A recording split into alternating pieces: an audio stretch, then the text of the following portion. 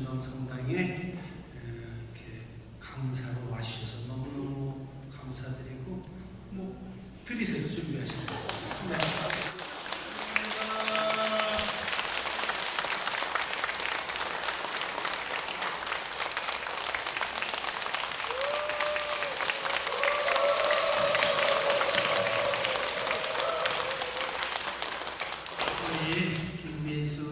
시오신님은 우리 서울대교구에서도 사제들로부터 사랑과 존경을 많이 받는 신부님이신데 개인적으로 한번 뵀을 때 신부님이 저한테 역천동 성당 교우분들 참 훌륭하시고 신심이 깊다는 무슨 일이 아니에요.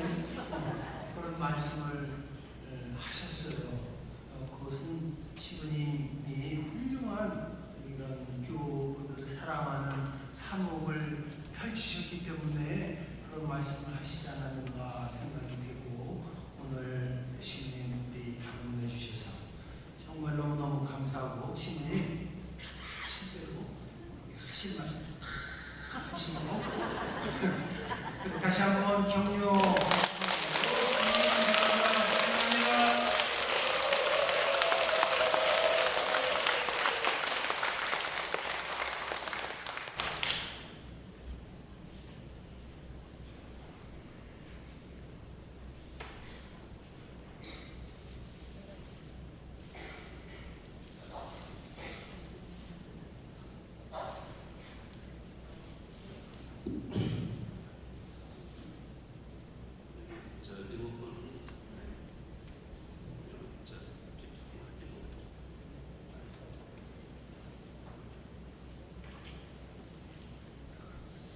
참 예수님, 저 모르시는 분 손 들어보세요. 몇 분 계시네. 네, 세월이 참 많이 흘렀습니다. 그렇죠?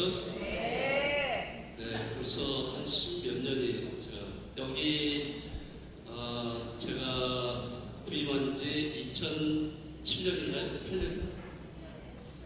2007년인가요? 네, 2007년에 2008년 같은데 아무튼 그때 부임을 하고 제가 만 5년을 채우지는 못하고 1년 남겨놓고 불광동 성당으로 그쪽으로 이제 이동을 해서 거기에서 이제 주임 신부와 또 여기 3지부의 그 지부장 신부 이렇게 역임을 하면서 거기서 진행이 됐습니다.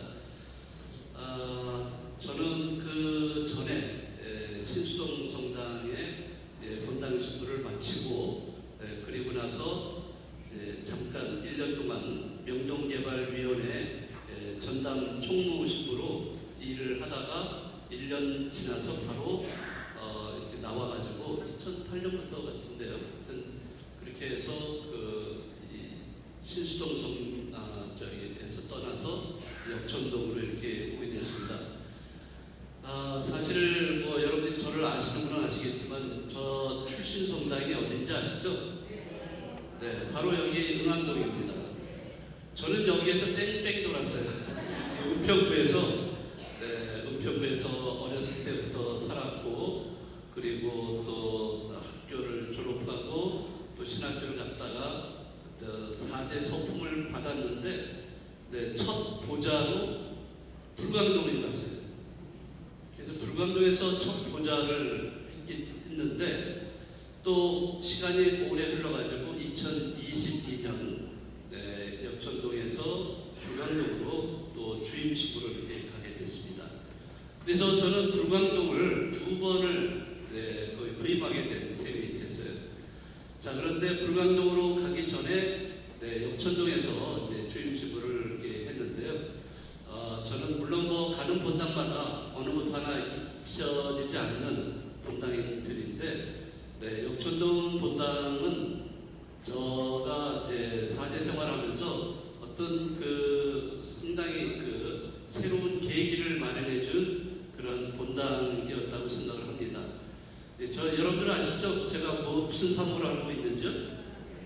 저는 문화사목이라는 거 그런 것을 내세워서 사목을 하고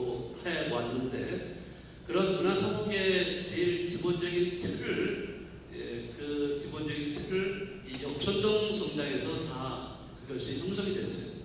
물론 신수동 성당에서도 이제 그 시작은 됐지만은 신수동에서는 어떤 그 틀이 없이 좀 해왔던 상황이고, 네, 그런 것을 바탕으로 해서 역천동에서는 문화사목의 틀을 완전히 마련할 수 있는 그런 계기가 됐습니다.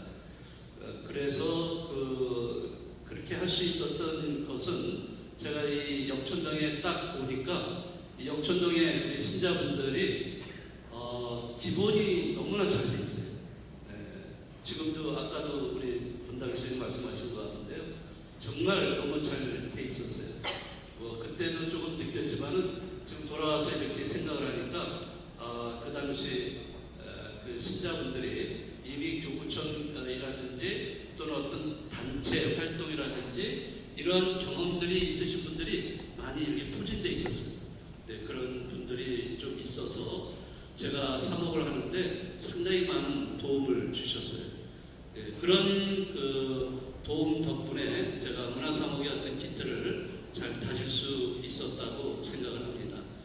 네, 그래서 그 문화사목 기틀을 잘 마련했고, 불광도에 가서는 거기서 꽃을 피웠고, 또 청담동에 가서는 거기서 열매를 맺었고요. 네, 지금 있는 마지막 본당인 상봉동에서는 이제 열매를 죽고 있습니다. 네, 그래서 여기 우리 주임식구님 똑같은 그 2년 반 후에 같이 은퇴를 하게 되겠습니다. 네. 그래서 이 역천동은 정말 그런 기틀을 다 마련해 주신 그런 본당이기 때문에 정말 잊을 수가 없고, 어마어마한 행사를 또 많이 했었습니다. 네, 여러분들 기억이 나실지 모르겠습니다만은, 아무튼 그래서 이 역천동은 또 더군다나 이 은평구 다 일대이기 때문에 저는 잊을 수가 없습니다. 네, 그런데 오늘 이 50주년을 이제 9월달에 50주년을 여러분들이 맞이하면서 큰 행사를 치를 텐데, 거기에 앞서서 그 전임 분당 주임식구들을 불러서 강의를 이렇게 하라고 말씀을 해주셔가지고 좀 깜짝 놀랐어요. 여태까지 저도 불광도에서 50주년을 했고 그렇게 했지만은 그런 생각을 가져본 적도 없고, 또 다른 본당에서도 50주년에 대한 행사로서 전임 본당 주임 식구들을 불러서 이렇게 그 신자분들과 함께 강의를 할 수 있도록 해주는 그런 기회를 제공해 주는 분은 없었어요. 그런데 우리 주임 식구님이 이런 거를 이렇게 제안을 해주셔가지고 너무나 기뻤고, 그래서 아주 감사한 마음으로 얼른 뛰어왔습니다.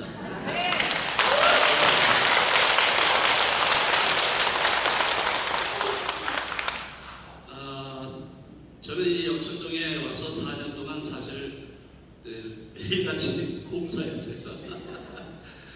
뭔가 이제 부족한 게 좀 많아가지고 많이 이렇게 조금 서로를 보면서 4년을 지냈고요. 여기 이 프로젝트도 그때 설치한 건 그때인가요? 네. 그러니까 2008년도에 제가 와서 그 설치한 거를 지금도 보니까 아주 엊그제 설치한 것처럼 아주 멀쩡하게 이렇게 잘 되어 있대요. 네. 많이 쓰고 계신가요, 지금? 네. 저는 어디 가든지 본당에 다 이렇게 설치를 합니다. 네. 그리고 여기는 방송 시설이 있는지 모르겠는데, 저는 또 이 방송실을 만들어서 중계, 미사, 주임 미사라든지 특강이라든지 이런 것들을 다 중계 이렇게 하도록 그렇게 해서 하고 있습니다. 네, 아무튼 우리 주임 신부님께 정말 감사드리고요. 또 이 무더운 날씨, 얼마나 무덥습니까? 가만히 앉아 있어도 그냥 땀이 막 흘러내리는 이런 더운 날씨에 저는 이렇게 많이 오실 줄 몰랐습니다. 네, 여러분들 이렇게 강의를 들으시려고 오신 여러분들께도 정말 감사드립니다.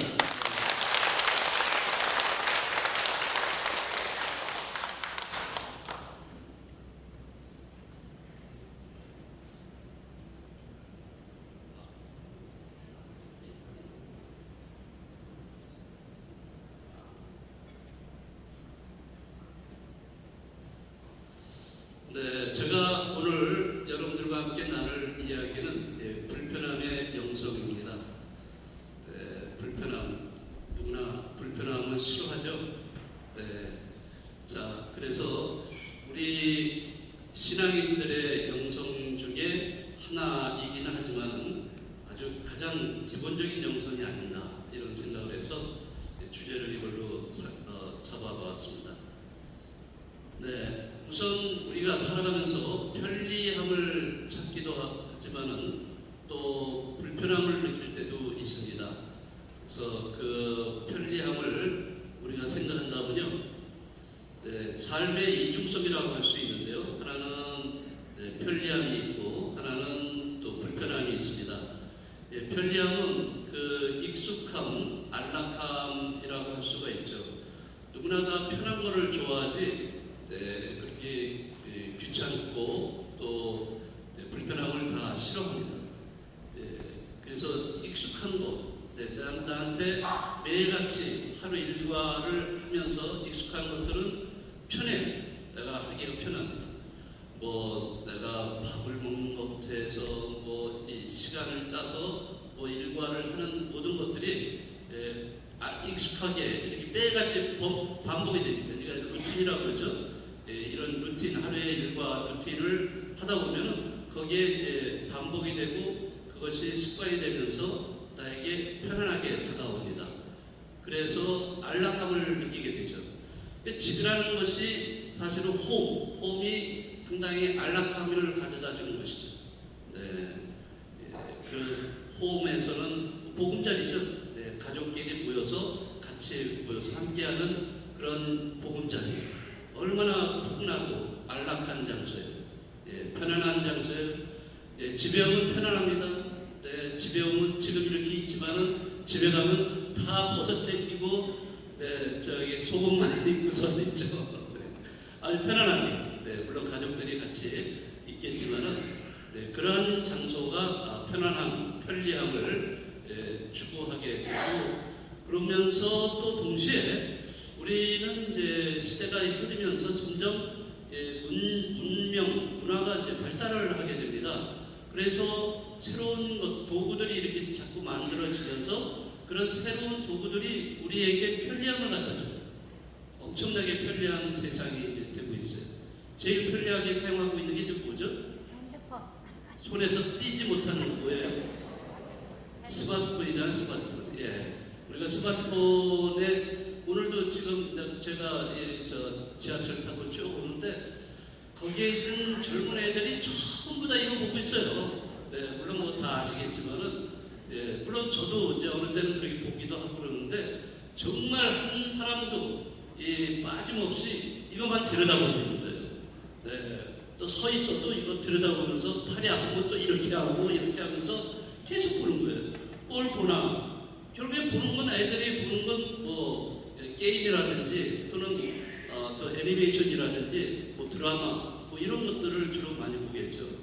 그런 거를 보면서 이렇게 살아가고 있습니다. 그러니까 스마트폰은 뭐 모든 분야에서 편리하게 우리가 정말 손안의 PC처럼 사용을 합니다. 자, 그런 면에 우리는 또한 불편함을 느끼면서 살아가는 경우도 있어요. 어느 때 불편함을 느낄까? 우리가 낯선 곳을 갔을 때 굉장히 불편함을 느낍니다. 여러분들 여행을 갈 때, 어디 낯선 곳에 우리가 이동을 해서 여행을 갔을 때 거기 가면은 불편해요. 왜? 집 같지가 않으니까. 뭐든지 불편해요. 거기 뭐 날씨도 그렇고 또는 뭐 돌아다니는 것도 불편하고 먹는 것부터 해서 모든 것이 다 불편합니다. 이런 불편함을 느끼는 게 낯선 것. 또 낯선 거를 만났을 때 우리는 이게 두려움이 생겨요. 왜냐하면 내가 모르는 거기 때문에 모르는 거에 대해서는 두려움과 긴장감을 느끼게 됩니다. 이런 것 때문에 불편함을 느껴요.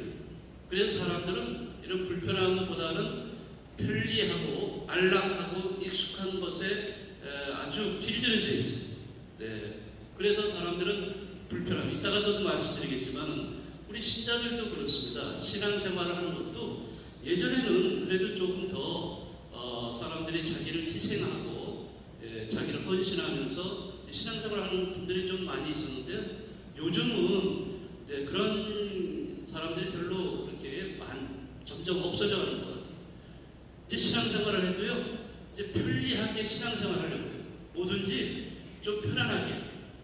그런 태도로 이렇게 임하고 있다는 거예요. 다시 말하면 십자가 없는 부활만을 추구하는 신앙인들이 점점 늘어나고 있다고도 할 수 있는 그런 시대가 되고 있어요. 왜냐하면 모든 게 우리 생활 전체 거의다가 다 편리하게 모든 게 변화가 되고 있으니까 조금이라도 불편하면은 그거에 대해서 가만히 있지 않아요. 거기에 대해서 불평을 늘어놓습니다. 그리고 또 뭐 고객이라면, 소비자라면 당장 클레임을 걸고 거기에 대해서 어떤 조치를 취하도록 그렇게 있지 가만히 있지 않아요.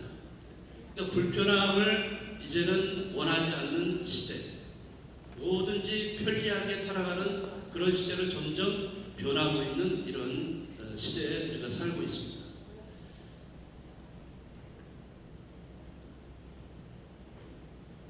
우리 몸을 봐도 우리 몸도 안락하고 편안하고 익숙한 것을 원합니다.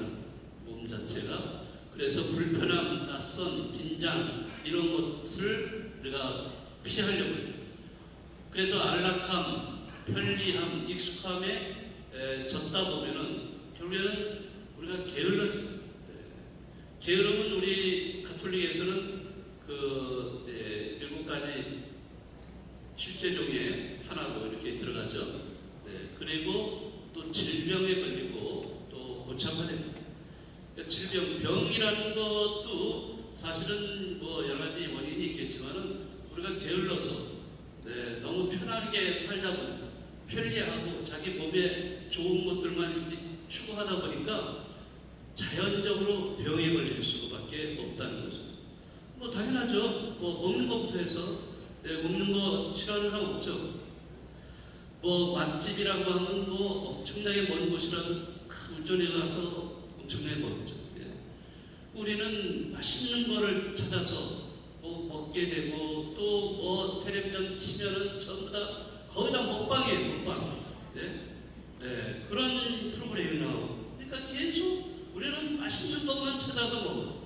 근데 맛있는 거를 먹다 보면 어떻게 될 것 같아요? 맛있는 거가 몸에 다 거의 다 안 좋다라고 생각하시면 될 것 같아요. 그런 이제 몸에 안 좋은 거, 예를 들어 거친 것들, 이런 것들은 우리가 피합니다. 되도록 안 먹으려고.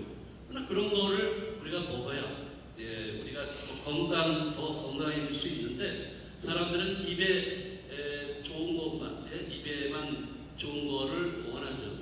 그러면서 질병에 걸리기도 하고 또 사람들이 이제 그 게으르다 보면 어떤 안락함, 편안함에 거기에 오래 있다 보면은 고착화됩니다.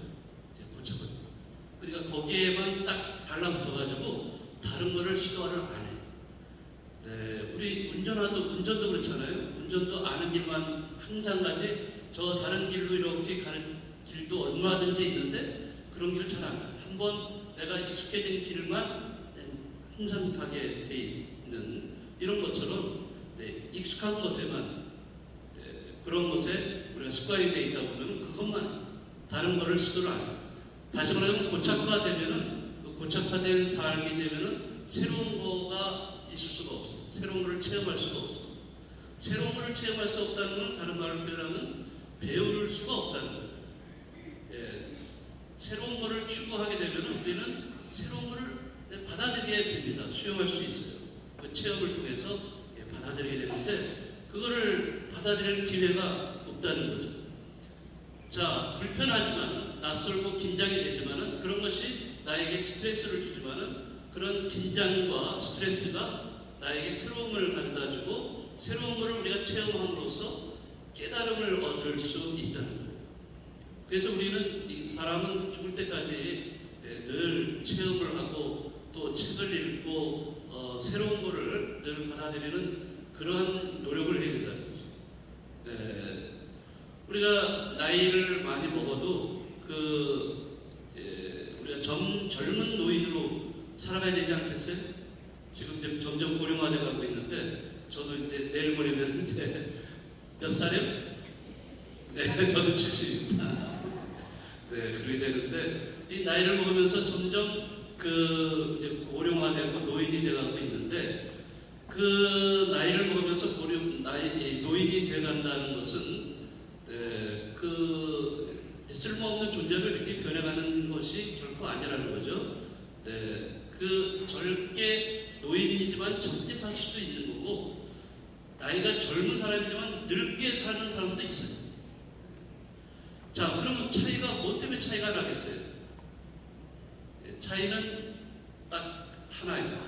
인풋이 있는 사람이냐 인풋이 없는 사람이냐에 따라서 젊은 사람이냐 나이 먹은 사람이냐로 구별을 할 수가 있습니다. 인풋은 들어오는 거예요. 내 안으로 들어오는 거예요. 내 안에 새로운 것이 들어와요. 들어옴으로 인해서 내가 새로운 존재가 될 수가 있는 가능성이 열리는데 들어오는 게 없다. 그러면 아웃풋이 나올 수도 없어요. 인풋이 있어야 아웃풋이 있잖아요. 네? 그거는 뭐 법칙이죠. 근데 이제 나이 드신 분들은 아유 나 다 늙었는데 뭐 이제 뭐 할 게 뭐가 있어.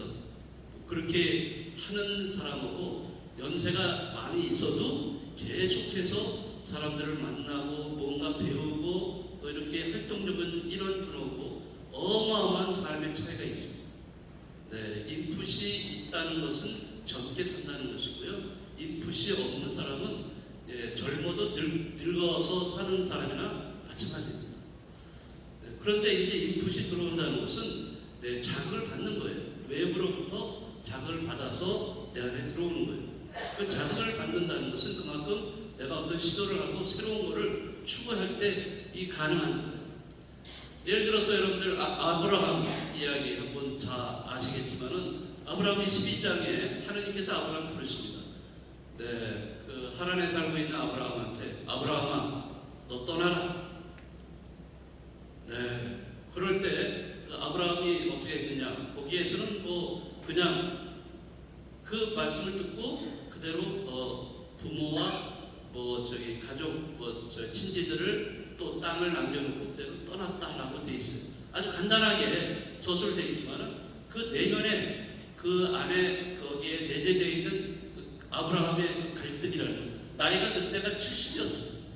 그 70의 고령의 나이인데도 하느님이 그를 불러주셨을 때 그 고령의 나이에 이미 가족들이 다 있고 또 뭐 양부터 해가지고 종들부터 해서 많은 그 식구들을 거느리고 아주 편안하게 살고 있었어요. 그런데 하느님은 어느 날 갑자기 아브라함한테 떠나라. 그것도 미지의 세계, 알지도 못하는 세계로 떠나라는 거예요. 자, 그럴 때 아브라함은 굉장히 고민과 갈등을 많이 했을 거예요. 자, 그럼에도 불구하고 아브라함은 하느님 명령에 따라서 떠납니다. 떠난다는 거예요. 사람이 떠나야 돼요. 어디에 정주하고 오랫동안 거기에 머무르는 게 아니라 떠나야 됩니다. 떠나서 어디로? 새로운 곳으로 향해야 돼요. 이게 우리 인생의 과정이라고 저는 생각을 합니다. 갔으면 또 새로운 곳으로 또 가서 또 새로운 곳으로 가서 체험을 하고 그 체험을 통해서 새로운 것을 받아들이고 그럼으로써 그 받아들인 것이 내 삶을 더 풍족하게 만들 수가 있어요. 왜? 새로운 것이 들어왔다는 것은 기존의 내 것이 파괴되는 거예요. 기존의 내 것이 파괴됨으로써 새로운 것을 받아들일 수가 있어요. 내 기존의 거를 기존의 지평을 갖다가 그냥 계속 고착화된 상태로 있어보세요.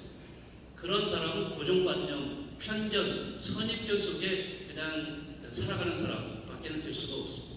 다른 것을 받아들일 수가 없어요. 받아들이지 못하는 사람은 성장할 수가 없습니다.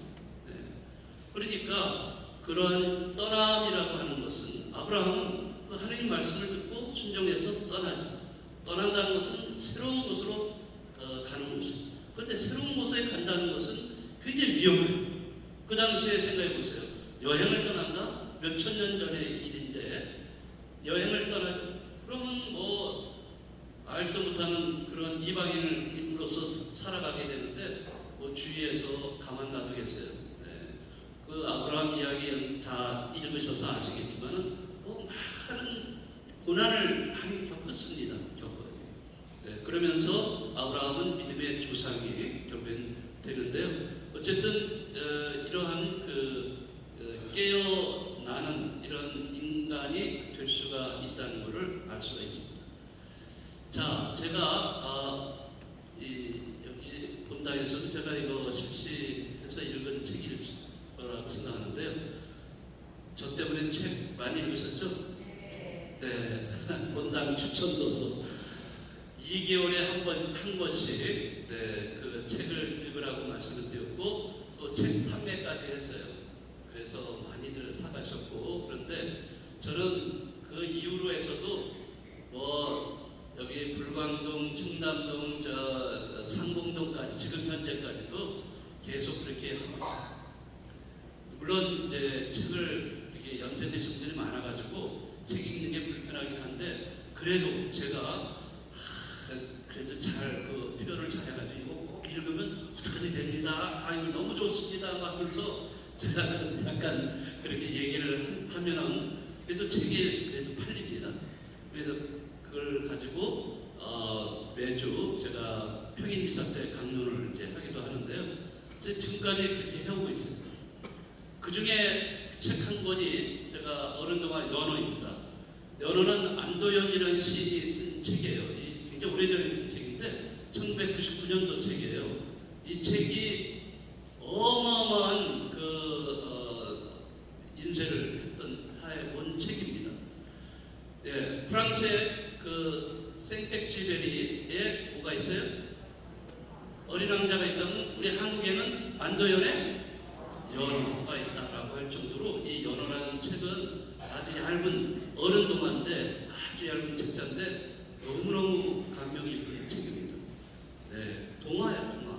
네, 이 연어들의 삶의 과정을 이렇게 회화한 그런 책인데 정말 옛날에 나온 1999년에 나온 책인데도 지금도 그렇고 앞으로도 많은 사람들한테 많은 교훈을 줄 수 있는 아주 그런 좋은 책입니다. 여기에 그 연어라는 그 물고기는 어떤 특징을 갖고 있죠? 네, 모천 회귀성의 특징을 갖고 있습니다. 자기가 태어났던 그곳으로 다시 와서 알을 낳습니다. 네, 그 연어의 특징이에요. 그래서 연어들이 이제 그 알을 낳을 때면 바다에서 그 강으로 해서 자기가 태어났던 강으로 돌아와가지고 강 하류가 아니라 어디까지 올라가죠? 네, 상류까지 올라갑니다. 자, 그러는 과정을 이 동화책으로 이렇게 엮어냈는데 그 가운데 내용 중에 요 그림을 보시죠. 어떻게 하고 있나요? 이 연어들이? 물을 올라타고 이게 여기 폭포예요. 조그마한 폭포가 있는데 여기 연어가 볼 때는 거대한 폭포겠죠. 이런 폭포가 있습니다. 근데 거대한 폭포 앞에 이 연어들이 다 한결같이 거기를 다 뛰어 올라갑니다. 그런데 거기에는 가만히 놔두지 않습니다. 어떤 동물이 와서 지켜보고 있죠? 예, 불곰이 딱 지키고 있다가 탁 튀어오르는 놈 하나 딱 잡아가지고 야, 너 제삿날이다 하고서 그냥 하나씩 코끼리 비식해 먹듯이 잡아서 이렇게 맛있게 먹는 그런 경우가 많죠. 자, 그럼에도 불구하고 연어들은 어김없이 다 그렇게 해서 위험을 무릅쓰고 거슬러 올라가서 상위 거기에 상류층의 꼭대까지 갔다가 거기서 알을 낳고 죽죠. 죽음을 맞이합니다. 알을 낳고 죽음을 맞이합니다.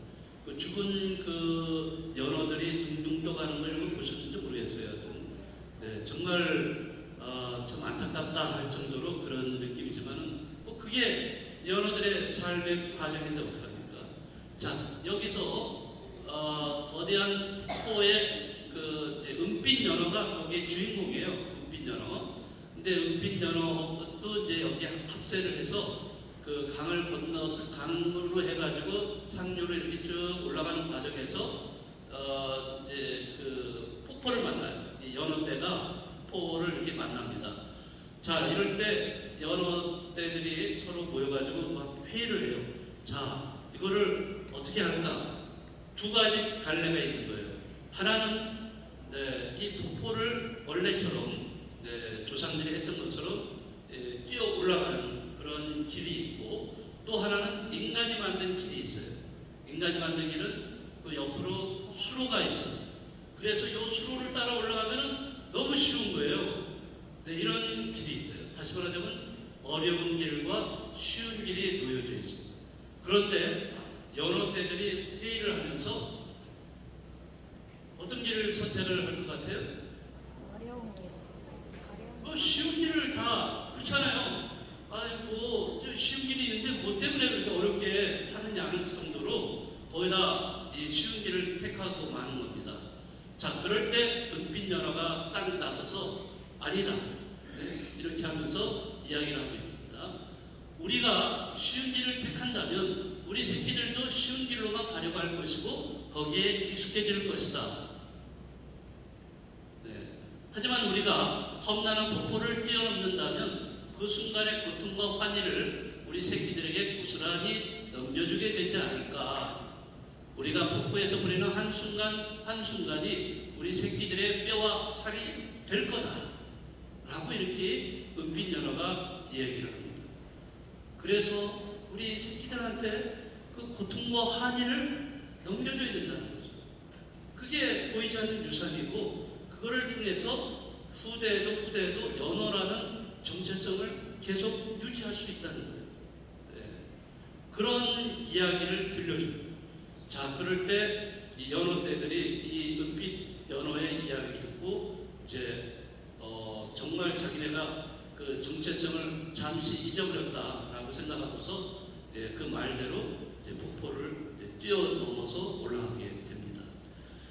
자, 이거를 보면서 저는 그 쉬운 길과 험난한 길이 이렇게 있는데, 사람도 마찬가지예요.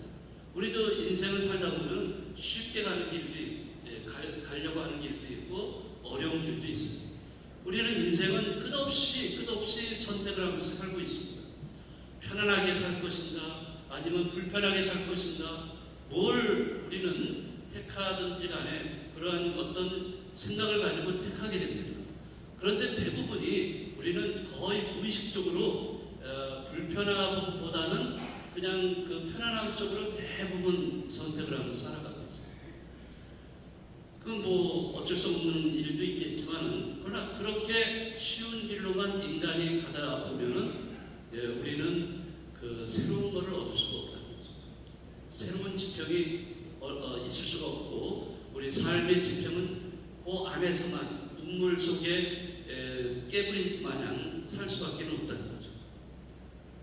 우리가 인생이 얼마나 폭넓을 텐데요. 지평이라는 건 한없이 확장돼 갈 수 있는 건데, 우리는 좁게만 살다 보면은 그 선입견, 편견, 이런 고정관념 속에 대부분이 살고 있습니다. 그래서 어떤 프레임이라는 것에 머물러서 살게 되는 이런 경우가 생길 수가 있는 겁니다. 자, 그래서 이 연어, 이 은빛 연어가 이렇게 주장하는 것처럼 그렇게 폭포라는 어려움. 그래서 예수님도 우리에게 그런 성경에서 말씀하셨잖아요. 너희들은 무슨 문으로 들어가라? 넓은 문으로 편하게 살아라? 이렇게 하신 적 없죠. 오히려 반대로 좁은 문으로 들어가라 이거죠. 하느님 나라는 좁은 문으로 들어가야 된다는 것을 말씀하십니다. 그러니까 좁은 문, 누가 좁은 문 들어가겠어요? 불편한데. 그런데 우리가 올바른 신앙생활을 해나간다, 올바른 인생을 살아가려면 불편함을 겪어야 된다는 거죠. 불편함이라는 게 육체적인 불편함도 있고 정신적이고 어떤 심리적인 불편함, 뭐 여러 가지 불편함이 있겠죠. 근데 그런 거를 감당하면서 그거를 자발적으로 그냥 억지로 어쩔 수 없이 불편함을 선택하는 게 아니에요. 내가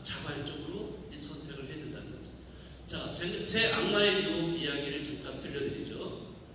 자, 새 악마가 있었어요. 새 악마가 저마다 인간을 이제 유혹을 했습니다. 첫째 악마. 자, 첫째 악마는 인간에게 실패를 맛보게 했어요. 자, 두 번째 악마는 인간에게 시련을 주었어요. 근데 세 번째 악마는 인간에게 해야 할 일을 미루도록 했습니다. 자, 이 세 악마 중에 인간을 유혹하는데 성공한 악마는 몇 번째 악마? 세 번째. 네, 세 번째 악마. 자, 여기서 실패한 인간은 그거를 딛고 성공의 길로 가는 방편이 됐어요. 오히려 실패가 성공의 디딤돌이 되어버린 거죠. 그리고 또 두 번째 시련을 받은 인간은 그거를 극복하고 더 단단해진 거죠. 네. 자, 그런데 할 일을 미룬 인간은 그 악마의 유혹에 빠져서 악마가 좋아하는 그 편하고 쉬운 길을 선택하게 되었습니다. 자, 그래서 게으르고 편안하고 익숙하고 쉬운 것에 우리가 쉽게 유혹에 빠질 수 있다. 다른 건 나한테 고난이 오고, 네, 그리고 또 실패해도 그런 거는 막 극복하려고 막 노력하는데 편안한 거, 이런 거는 극복하기가 참 어렵다는 거죠. 그래서 사실 그런 거기 때문에 불편함보다는 편한 거를 많이들 선택하며 살아가죠. 네. 자, 우리가 살고 있는 삶을 한번 보겠습니다. 우리 삶은 이제 문화라고 얘기를 합니다. 쉽게 말하자면 문화예요. 지금 우리 현대에 살고 있는 이 문화 속에 우리가 살고 있는데 이 문화들을 보면은 익숙함과 편리함의 문화예요. 자, 여기 그림에 다 나오지만은 이러한 그 익숙한 것들, 편안한 것들, 이런 것들이 이제 나열되어 있는데, 자, 우리가 냉장고를 생각해 보세요. 냉장고가 언제 나온지 아세요? 네, 물론 저는 정확하게 연도를 저도 잘 모르지만은 20세기 초, 아마 뭐 19세기 말쯤이나 20세기 초로 저는 알고 있습니다. 자, 그때 냉장고가 등장을 하기 시작을 합니다. 우리 저 자매님들 같은 경우는 냉장고 사용을 언제부터 하신지 혹시 기억하세요? 우리 젊으셨을 때 옛날에 아주 옛날에 우리가 냉장고 사용을 거의 안 했죠. 네, 냉장고가 거의 없었어요. 아주 옛날에. 그런데 이 냉장고를 조금씩 이제 사용하기 이제 나오면서 사용하기 시작을 합니다. 이 냉장고라고 하는 것은 그 전에 보통 우리는 그 물건을 사러 가면은 시장을 가잖아요. 네, 시장. 여기 재래시장, 역촌동에서 가까운 데가 연신내 시장 또 있고 뭐 저 불광동 시장도 있고 뭐 여러 시장들이 있는데 이런 시장 옛날에는 재래시장을 이용했죠. 자, 그런데 언제부턴가 이제 그 재래시장을 잘 이용하지 않게 됐죠. 네, 저쪽에 가면은 이마트가 크게 만들어져 가지고 이 일대를 다 점령을 해버렸죠. 네, 그러니까 사람들이 재래시장을 안 가고 이제 그쪽으로 갑니다. 재래시장을 사용했을 때는 이런 냉장고가 없으니까 매일같이 시장에 가서 조금씩 사서 이를 음식을 만들고 그랬어요. 저장을 하기가 어려우니까. 그런데 이제 냉장고가 나오니까 저장을 할 수 있게 됩니다. 저장을 하면서 이마트 같은 대형마트들이 생겨나고 거기에서 물건을 조금씩 사는 게 아니죠. 거기 가면은 어떻게 돼요? 어마어마하게 이렇게 한꺼번에 그냥 카트에다가 잔뜩 실어가지고 그냥 그렇게 해서 가지고 오면은 차곡 쌓아둡니다. 그리고 먹고 나서도 또 남은 거를 또 집어넣고 있다 하고 그냥 냉장고 문을 열면은 가득 차 있어요. 네. 그래서 냉장고 파먹기를 하면은 한 달이나 두 달은 먹고 산다 뭐 이런 얘기 있잖아요. 네. 다 공감하시죠? 네. 그 냉장고에 너무 오랫동안 있다가 결국에는 먹지도 못하고 버리는 예도 많고 그러긴 하지만은 냉장고의 등장으로 인해서 우리 삶이 완전히 달라졌어요. 완전히 달라졌어요. 저장을 할 수 있는 오랜 시간을 저장할 수 있는 저장 문화가 이제 생겨나기 시작합니다. 이게 우리 삶의 보편적인 이제 삶으로 되어버린 거예요. 편리해요. 굉장히 편리하게 우리 사람들이 그냥 그 재래시장에 가서 뭐 사가지고 와서 하루 먹고 그 다음에 또 가서 먹으면 얼마나 불편했어요. 가서 매일같이 시장을 봐야 되고 얼마나 불편했습니까. 그런데 이제는 그럴 필요가 없어요. 네? 한꺼번에 사가지고 저장해놓으면 언제든지 꺼내 먹을 수 있는 이러한 저장을 해놨죠. 그래서 저장 문화에는 편리성을 대변하는 상징적인 그런 그 도구가 바로 냉장고라는 거죠. 그 냉장고도 이제는 뭐 어마어마하게 그 니즈 시장 그런 시장 아주 좁은 시장들이 많이 생겨가지고 그런 다양한 그 뭐 예를 들어 지금 뭐 화장품 냉장고도 있고 뭐 따로따로 뭐 이런 있잖아요. 그렇게 돼 있는데 문제는 저장과 축적이 너무 오래되면은 부패된다라고 할 수 있죠. 이게 뭐든지 그래요. 저장을 너무 오랫동안 하면은 좋지가 않습니다. 사람의 몸도 들어온 것이 오랫동안 저장이 돼 있으면 어떻게 되버리죠? 큰일 나죠. 큰일 납니다. 내보내야 되는데 이게 오랫동안 저장이 되버리면 이 배변이 안 되면은 큰일 납니다. 먹은 거를 우리는 밑으로 또 내보내야 돼요. 이게 원활하게 되면 생명이 원활하게 작동이 되는 거죠. 자, 이것도 그래요. 냉장고라는 게 생기면서 냉장 오랫동안 보관하고 저축 이렇게 저장을 해놓고 할 수도 있지만 너무 지나치게 되면 부패하게 됩니다. 돈도 너무 많이 쌓아놓으면 돈도 부패해져. 그러니까 이러한 것도 우리가 알아야 된다는 걸 알 수 있고요. 또 스마트폰 같은 거 아까도 말씀드렸지만은 뭐 정보 검색부터 SNS, 뭐 사진, 동영상, 뭐 다양한 기능을 갖고 있는 스마트폰입니다. 얼마나 편리해요. 이런 편리한 문화인데 이런 것들에 또 어두운 점이 또 많습니다. 어두운 점은 바로 디지털 과의죠. 그러니까 다시 말하면 중독 문제가 있어요. 많은 사람들이 중독에 걸려 있어요. 지금 뭐 요즘은 특히 그 알고리즘에 따라서 이렇게 움직이기 때문에 개인의 취향을 다 맞춰줘서 계속 영상이 나옵니다. 쇼츠라고도 이렇게 얘기해요. 쇼폼 이런 말을 하는데 그거를 많은 사람들이 보고 있어요. 너무나 많은 사람들이. 뭐 저도 봅니다. 저도 보는 경우도 많은데 어쨌든 이런 거를 너무 많이 이렇게 보는 거예요. 안 보시는 분, 쇼폼 이런 거 안 보는 분은 아마 거의 없을 거예요. 다 이걸 보고 있어요. 근데 이게 문제가 뭐냐면 이걸 많이 보면 볼수록 사람들이 집중력이 떨어지는 거예요. 저하죠. 뭔가 이렇게 집중을 해야 되는데 이렇게 강사가 또 강의를 이렇게 열심히 하는데 집중을 해야 되는데 조금 집중하다 하면서 다른 생각을 이제 하게 되는 거죠. 지금은 제가 이제 오래간만에 왔으니까 이제 저한테 많이 집중을 하시는데 예를 들어서 강연을 할 때 미사 때 강연을 하고 있는데 열심히들 다 듣고 있는 것 같아요. 근데 자세히 이렇게 보면요, 생각은 딴 데가 있습니다. 뭐 저기 밖에 나가서 친구 만나고 있고 커피 마시고 있고 집에 가서 설거지하고 있고 막 이런 머릿속에 이렇게 들어가 있고 벌써 그렇게 돌아가고 있어요. 몸만 이렇게 있는 거예요. 이렇게 눈 뜨고서 있는 거예요. 듣는 것 같은데 아니라는 거죠. 이거를 뭐라고 하냐면 유체 이탈이라고 합니다. 이런 경우가 너무 많아요. 집중이 안 돼, 이제. 한 15초 정도 지나면은 집중이 안 돼요.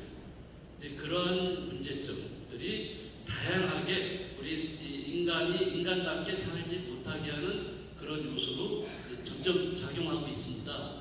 그래서 생각하지 않는 인간이 만들어져 가고 있어요. 생각이 얇아져. 깊이가 없어. 왜? 사람은 깊이가 있으려면 생각을 해야 되거든요.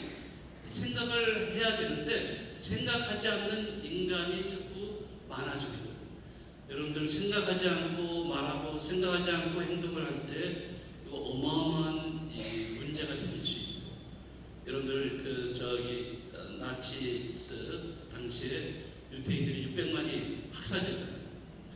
거기 이 학살을 시킬 때 그 아우슈비츠 수용소에서 그 가스실 같은데 집어넣어가지고 죽이잖아요.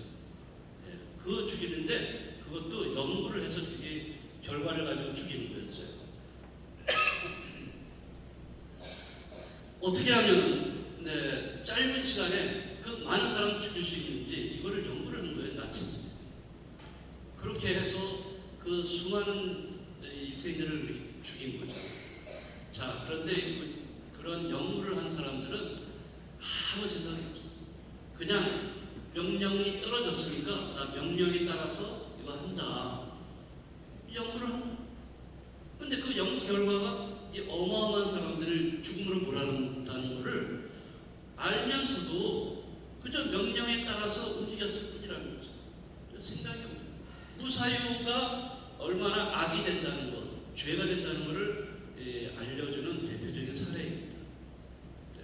그러니까 우리가 살면서 점점 그게 심해져 가고 있어요. 생각하지 않고 막 말하고 생각하지 않고 막 행동하는 그런 것들이 많이 이제 생겨나고 있다는 거죠. 아주 위험한 우리 사회가 점점 위험 사회로 변해가고 있다는 겁니다. 자, 뭐 그런 이 외에도 뭐 많은데요. 어쨌든 인공지능이라는 것도 최근에 챗GPT가 이제 등장하면서 아주 모든 분야에 지금 적용을 해가고 있는데 굉장히 편리하죠. 짧은 시간에 어마어마한 정말 몇백일이 걸리는 몇 달이 걸리고 몇 년이 걸릴 수 있는 그러한 결과를 순간적으로 내보낼 수 있는 그러한 것들이 이제 만들어지고 있다는 거죠. 편리하긴 한데 이러한 것들이 문제가 되는 것 중에 하나가 윤리 문제예요. 이 윤리, 인간에게 해를 끼칠 수 있는 이런 윤리 문제가 굉장히 크게 앞으로 점점 더 등장을 할 거라 이거죠. 그러니까 빛이 있으면은 그 뒤에는 어둠이 있을 수밖에 없다는 거, 이런 걸 알아야 된다는 겁니다. 자, 그러면은 익숙함의 함정으로서 성경에 어떻게 나와 있는가 하는 것을 잠깐 살펴보도록 하겠습니다. 자, 누가복음 14장 15절에서 24절에는 혼인잔치의 비유 이야기입니다. 어떤 나라의 임금님이 그 잔치를 벌였어요. 그래서 사람들을 초대를 했습니다. 초대를 했는데 그 날짜가 됐는데 아니 그 잔치상은 쫙 펼쳐놨는데 초대받은 사람들이 안 오는 거예요. 그래서 안 오는 사람들 이야기 들어보니까 초대한 사람들이 핑계를 대고 있어요. 자, 밭을 샀기 때문에 산 밭에 내가 나가봐야 된다. 그리고 또 결의소 5쌍을 산 사람이 있어요. 내가 결의소를 샀으니까 그 소가 어떤지를 봐야만 된다. 그래서 거기 나가야 된다. 또 한 사람은 장가를 들어서 아내를 맞이했습니다. 그러니까 나는 갈 수가 없다. 다 핑계 없는 무덤 없죠? 네, 다 이렇게 핑계를 대고서 그 잔치에 참여하지 않았어요. 자, 그 다음에 임금은 굉장히 화가 났고 사람들한테 그러면은 자, 길거리에 나가서 자, 사람들 다 초대해라. 아무나 다 초대해서 자리를 다 차지하게 해라. 그렇게 해서 많은 사람들이 여기에 자리를 차지하고 또 빈 자리가 남아있을 때 또 나가서 어떤 다리를 저는 사람, 앞을 못 보는 사람, 어떤 사람이라도 다 데려오라고 해서 다 그 자리를 채웠습니다. 그래서 그 임금이 하는 얘기는 자, 처음에 초대받은 사람들 절대 그 사람들 오지 못하게 하라 하고서 이렇게 잔치를 하는 그런 내용이 나옵니다. 자, 여기에서도 보면은 그들의 문제, 이 사람들 처음에 초대받은 사람들의 문제는 뭐냐? 그들의 루틴을 깨뜨릴 생각이 없었던 거예요. 아무리 임금이 초대를 했다 하더라도 자기들이 매일같이 하는 일이 있잖아요. 밭에 나가서 일을 해야 되고 또 소를 부려야 되고 또 나이가 먹었으니까 이제 장가를 들어야 되고 이런 것들이 다 우리 삶의 일들이죠. 반복되는 일들인데 그러한 것들의 루틴에 익숙해져 있는 그런 거를 탈피를 해서 새로운 것, 다시 말하면 이제 임금이 그 초대한 그 자리에 잔치 자리에 가야 되는데 이런 새로운 거를 시도를 안 하고 있는 겁니다. 자, 익숙한 세계에 머물러 있을 뿐 새로운 세계를 향해서 나갈 생각이 없는 그런 사람들. 자, 이게 바로 우리가 살아가면서 겪고 있는 그런 모습들입니다. 네.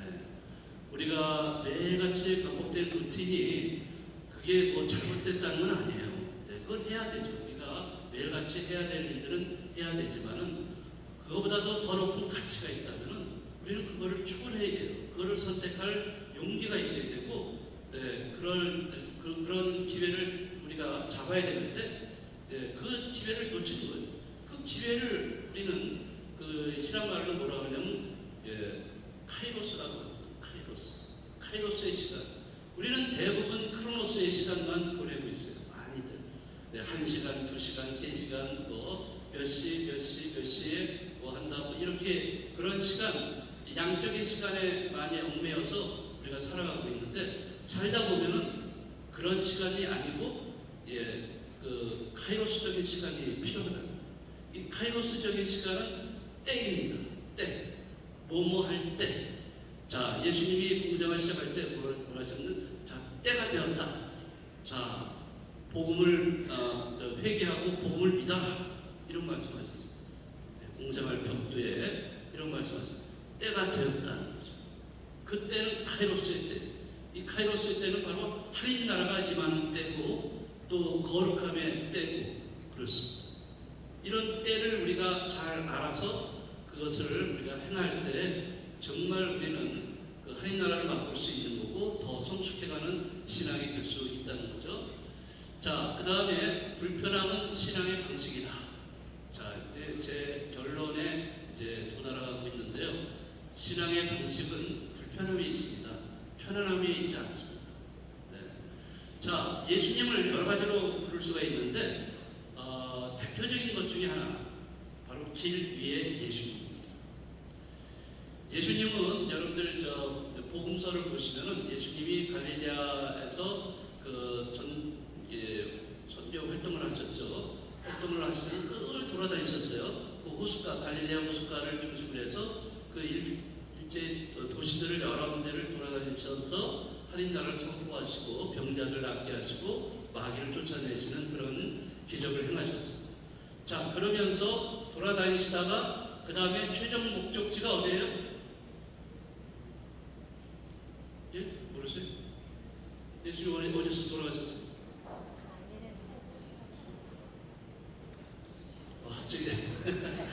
갑자기 네. 자, 예수님의 최종 목적지는 예루살렘입니다. 예루살렘. 네. 그래서 복음서 다 공관복음, 요한복음은 이제 뭐 마지막으로 한 것이 아니라 예루살렘을 여러 번 들락날락 하셨는데 공관복음서의 구조는 갈릴리에서 시작을 해서 예루살렘으로 이렇게 올라가시는 걸로 최종 목적지가 되어 있습니다. 자, 그렇게 올라가시면서 그 복음서 내용이 다 그렇게 되어 있어요. 길을 가시다가 누구를 만났다. 길을 가시다가 뭘 하셨다. 뭐 이렇게 다 되어 있습니다. 여러분들 한번 복음서 한번 자세히 공관복음서 한번 읽어보세요. 다 그런 식으로 이렇게 구성이 되어 있습니다. 자, 그런 거를 보면서 예수님은 길 위에 예수님이다. 네, 길에 주저앉고 어디 정주해서 멈추어진 그런 예수님이 아니고 늘 이동하시는 분이에요. 늘 이동하시는. 자, 그래서 여기서도 마르코복음 1장 38절에서 다른 보혈을 찾아가자. 그곳에도 내가 복음을 선포해야 한다. 늘 이런 말씀하셨어요. 한 고을에 가셔가지고 거기서 하나님 나라를 선포하시고 병자 고쳐주시고 마귀를 쫓아내시고 사람을 살리시고 많은 기적을 행하셨지만은 거기에 멈추지 않으십니다. 카파르나움에서 부마 치유 기적을 일으키셨고 그래서 많은 사람들이 예수님께 몰려듭니다.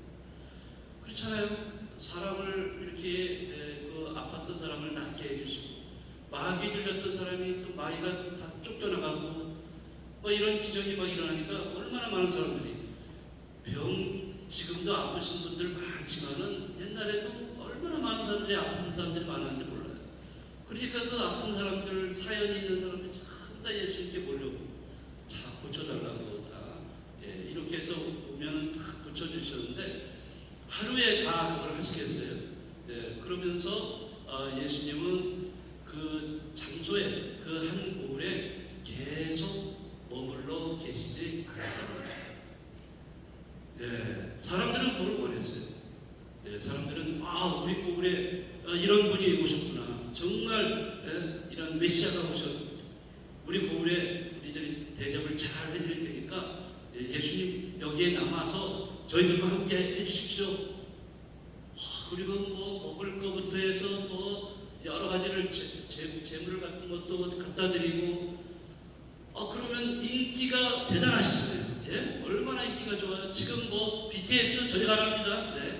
이럴 정도로 인기가 얼마나 많으신 예수님. 그러니 사람들이 뭐 사방에서 몰려오고 있는 거죠. 자, 그럼에도 불구하고 예수님은 제자들에게 우리는 다음 고을로 가서 또 복음을 전하자라고 떠나십니다. 즉 다시 말하자면 한 군데 머무르시는 분이 아니시라는 거죠. 계속 움직이시고 이동하시는 분이라는 거예요.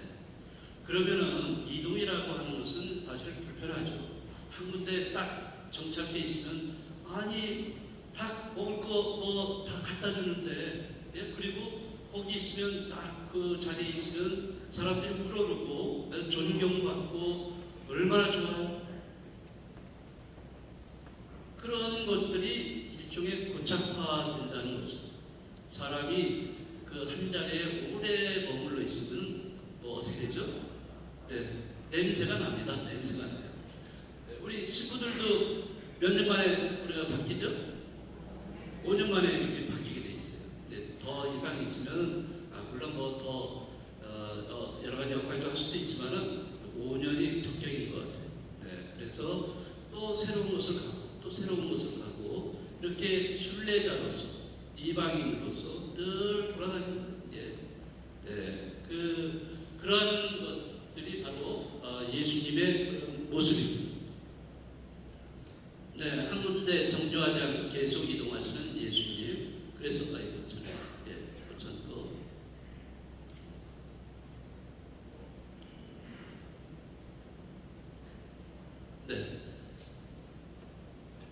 그래서 그 예수님을 길 위에 예수님으로 우리가 많이들 이렇게 부르고 있습니다.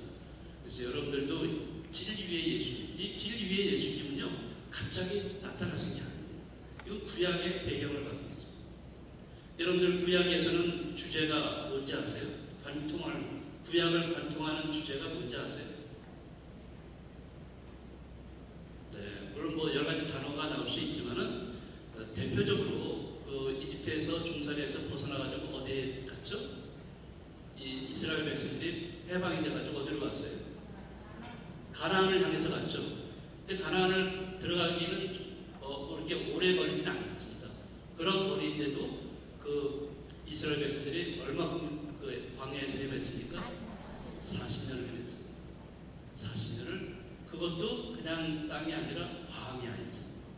이 광야라는 말은 구약을 관통하는 아주 중요한 핵심 단어입니다.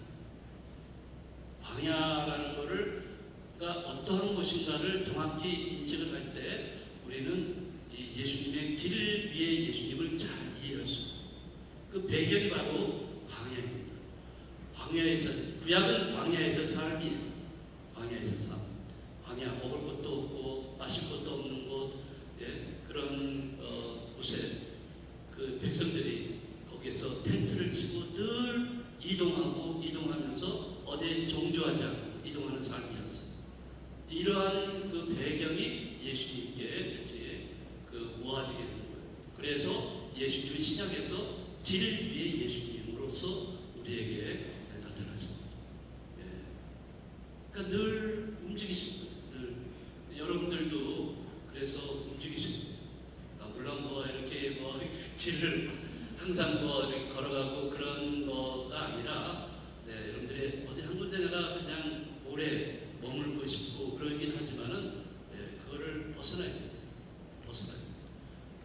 그러니까 어떤 내가 고착돼 있고 머물러 있고 오랫동안 그 자리에 익숙해져 있어가지고 익숙한 그런 것에만 길들여 있지 말고 그걸 벗어나야 됩니다. 새로운 거를 추구해야 됩니다. 또 하나 이제 성경 내용은 또 하나는 부자와 나자로 이야기입니다. 너무나 잘 아시는 내용인데요. 우리와 너희 사이에는 큰 구렁이 가로 놓여 있다라는 말씀인데요. 자, 부유한 사람, 정말 화려하게 옷을 차려입고 주지육림으로 맨날 아침에 맛있는 것만 먹고 이러는데 그 자기의 그 문간에 나자로 내가 거지고 있는 그런 상태.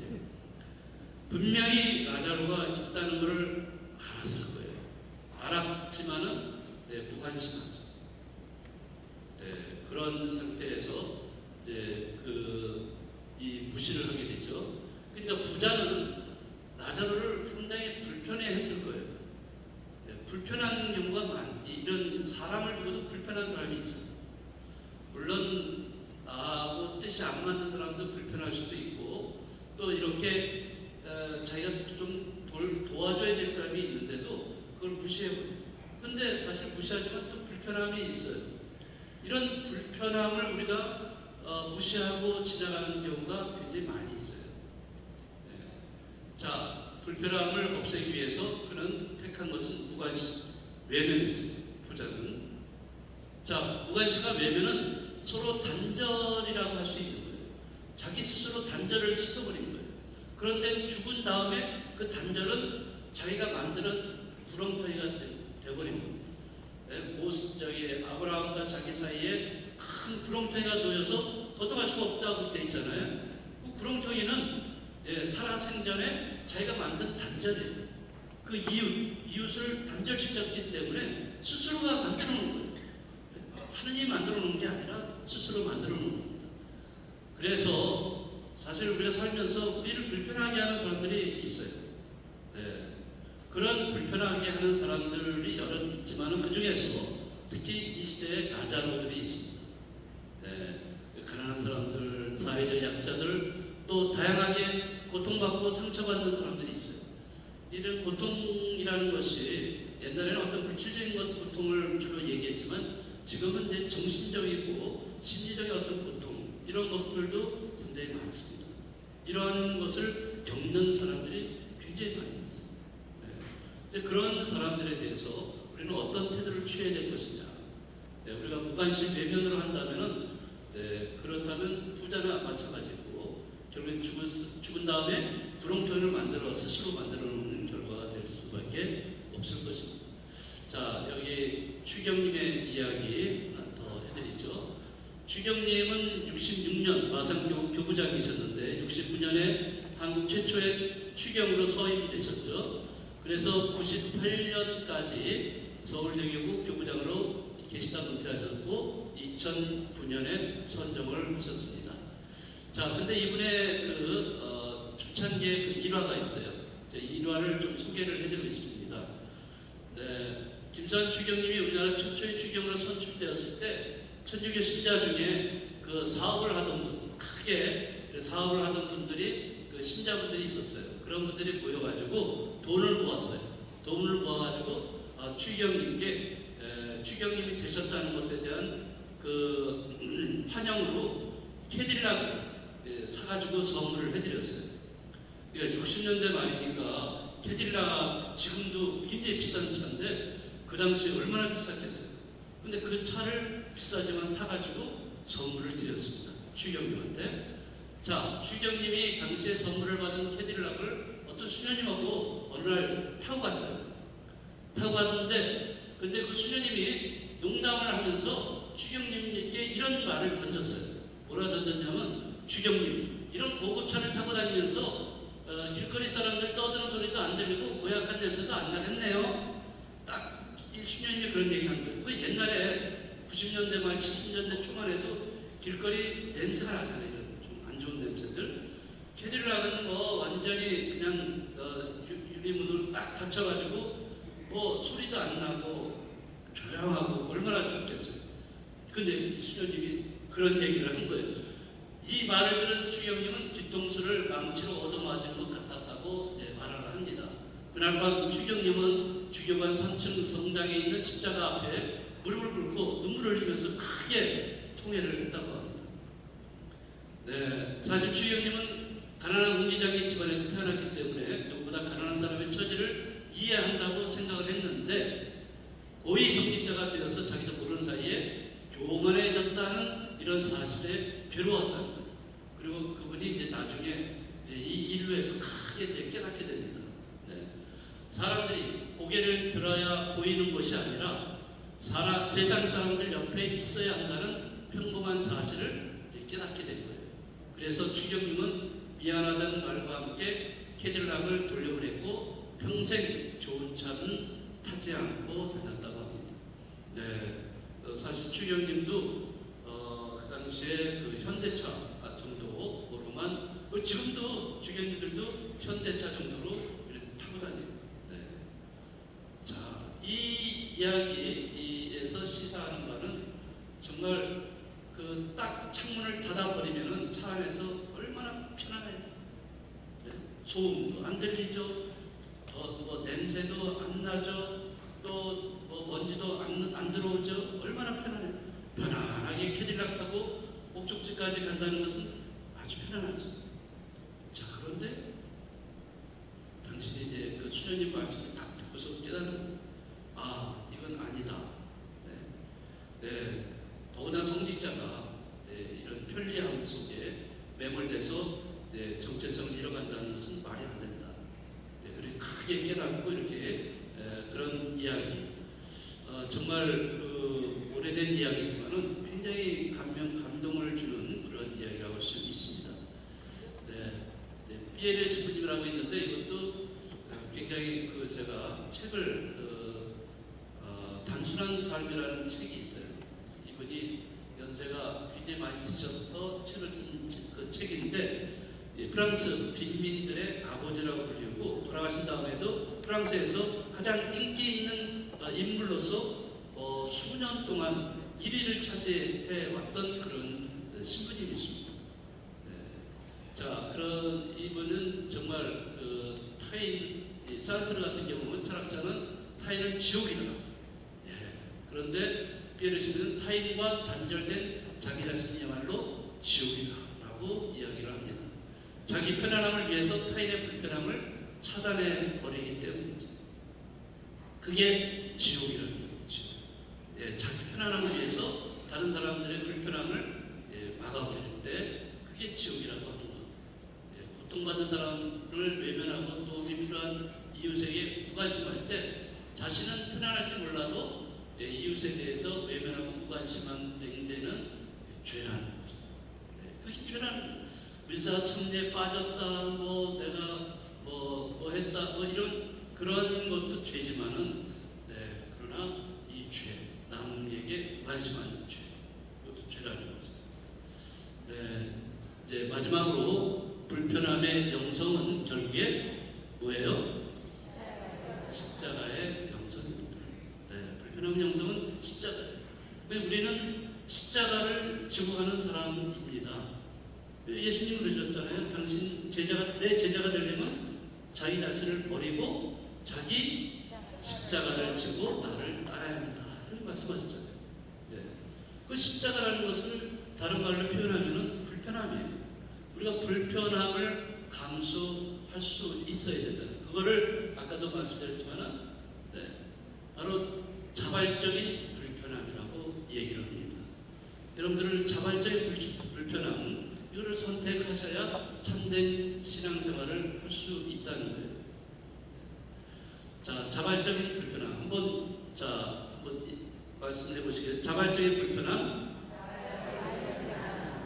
이렇게 얘기 드렸는데도 집에 가시면 뭐더라 이게 이렇게 다 잊어버리시는 분들 계실 텐데요.